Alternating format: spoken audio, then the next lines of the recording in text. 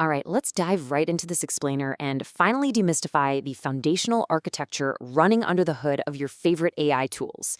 If you've ever used a tool like ChatGPT and wondered, exactly how it generates text with such uncanny human-like accuracy, well, you are in the right place. Today, we're taking a journey straight into the engine room of large language models to see exactly what makes them tick. So here's our roadmap for today. We'll start at the roots with the deep learning tree, tackle the long-term memory problem, and witness the rise of transformers. Then we'll actually peek inside the architecture itself, and finally decode the magic behind predicting the next word. Section 1. The Deep Learning Tree. To really get how we arrived at today's tech, we first need to map out where text processing actually lives in the broader AI landscape. Artificial intelligence is just a massive field, right? Inside it, you've got machine learning, and inside that, deep learning. Now, deep learning is the absolute heavyweight for handling unstructured data, stuff that doesn't neatly fit into rows and columns, like images, videos, and, of course, text.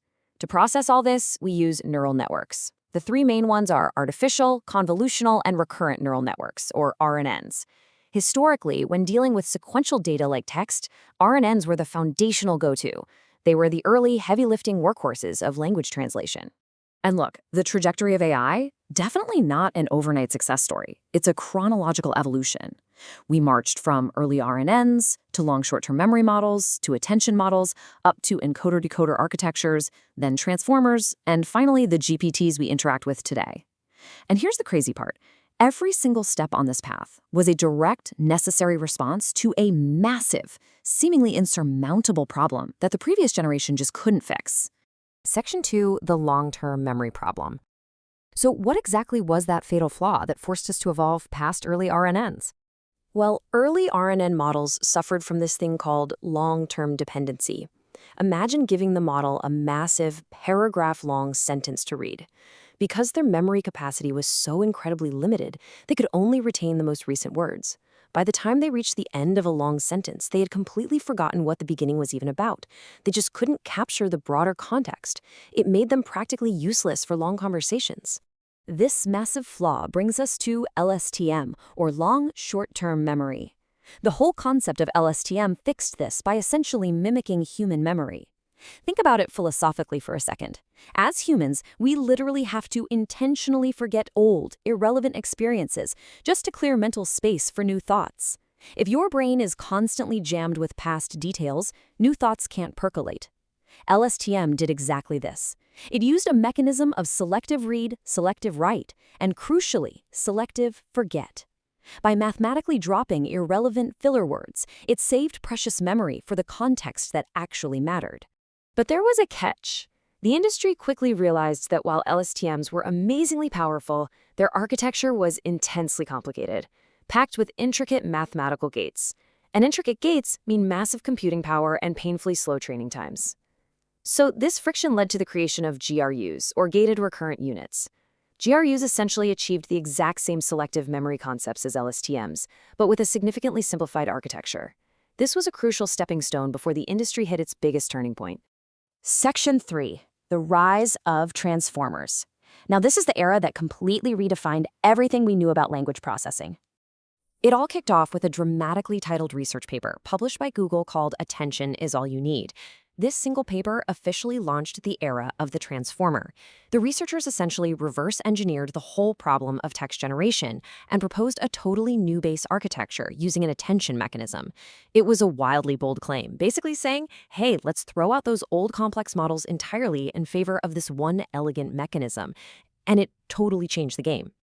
At a high structural level, they introduced a model stacked with two distinct sides. On the left, you have encoders. Their whole purpose is to take your raw input sequence, process it, format it, and generate a polished context, kind of like a meticulous researcher gathering notes. That context is then passed forward to the right side, the decoders. Think of the decoder as the writer. It takes that thoroughly processed info and uses it to actually draft the text, predicting the very next word.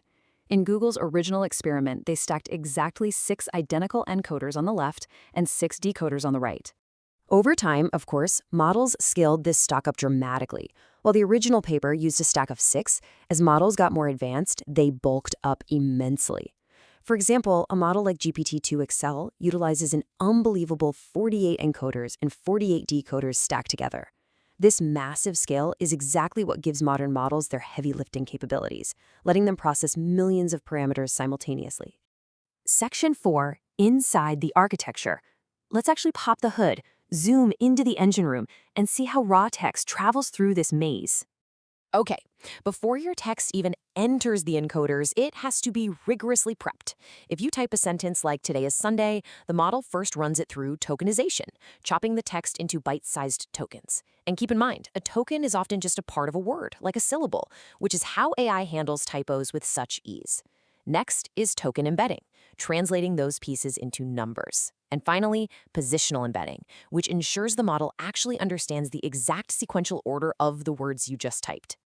Once prepped, that raw material is fed straight into the first encoder block. Inside this block is a highly specific recipe. First, data is cleaned by layer normalization. Then, it hits the absolute star of the show, multi-headed attention. This mechanism acts like a spotlight, mapping out how every single word relates to the others in the sentence. It's how it knows the difference between the bank of a river and a bank vault. After that intense scrutiny, it's pushed through a dropout phase and feed-forward neural networks for even more mathematical processing.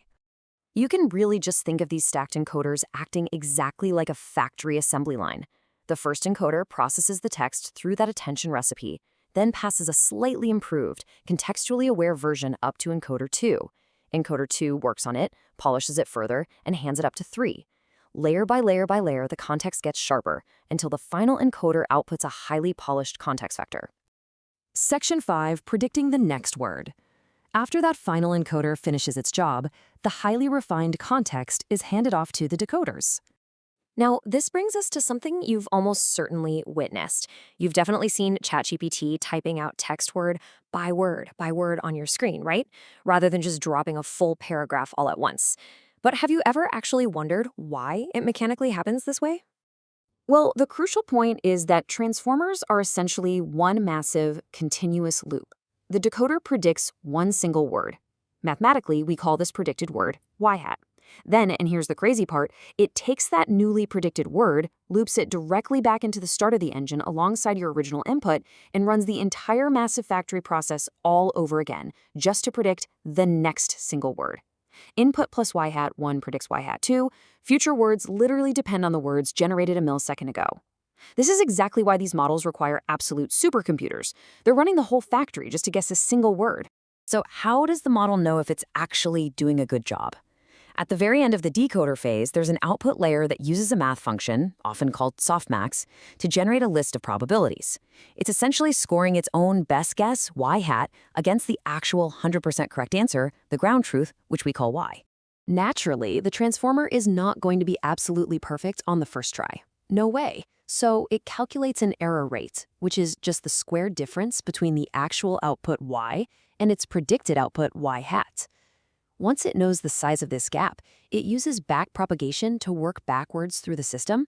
It fine-tunes its own internal gears to constantly shrink that error, forcing the model to continuously improve its accuracy over billions of training cycles.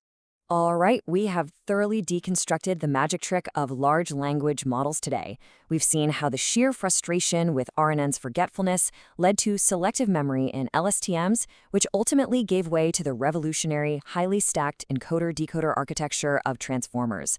But honestly, seeing how incredibly fast this technology evolves, it leaves you wondering, if transformers replaced RNNs, what radically new machine is being built behind closed doors right now to replace transformers?